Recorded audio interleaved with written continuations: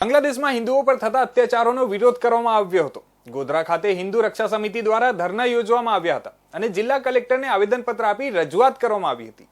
તાજેતરમાં પાડોશી દેશ બાંગ્લાદેશમાં હિન્દુઓ પર થયેલા અત્યાચાર અને હિન્દુ ધર્મગુરુ આગેવાન સાધુ સંતોની ધરપકડના વિરોધમાં હિન્દુ રક્ષા સમિતિ પંચમહાલ દ્વારા ધરણા યોજી જિલ્લા કલેક્ટરને આવેદનપત્ર પાઠવવામાં આવ્યું હતું અને જિલ્લા સેવા સદન બહાર યોજાયેલા ધરણા કાર્યક્રમમાં વિવિધ હિન્દુ સંગઠનો, હોદ્દેદારો, કાર્યકરો મોટી સંખ્યામાં ઉપસ્થિત રહ્યા હતા।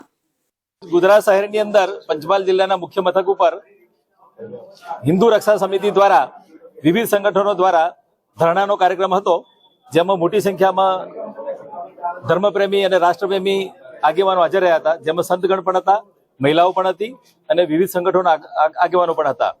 અને આજરોજ બાંગ્લાદેશની અંદર જે હિન્દુઓ પર અને લઘુમતીઓ પર અત્યાચાર થઈ રહ્યા છે, મિલકતોનું નુકસાન થઈ રહ્યું છે, હત્યાઓ થઈ રહી છે, બહેનો પર બળાત્કાર થઈ રહ્યા છે, એના વિરોધની અંદર આજના ધરણા હતા।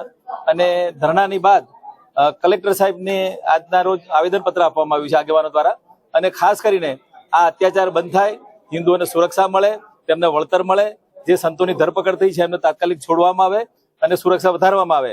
અને ત્યાંના જે પ્રમુખ વડાપ્રધાન છે યુનુસ, એમને જે નોબેલ પારિતોષિક મળ્યું છે અને છતાં પણ જે સુરક્ષા પ્રદાન નથી કરી શક્યા, એમને નોબેલ પારિતોષિક પરત લેવું જોઈએ, આવી માંગણી સાથે આવેદનપત્ર આપવામાં આવ્યું છે।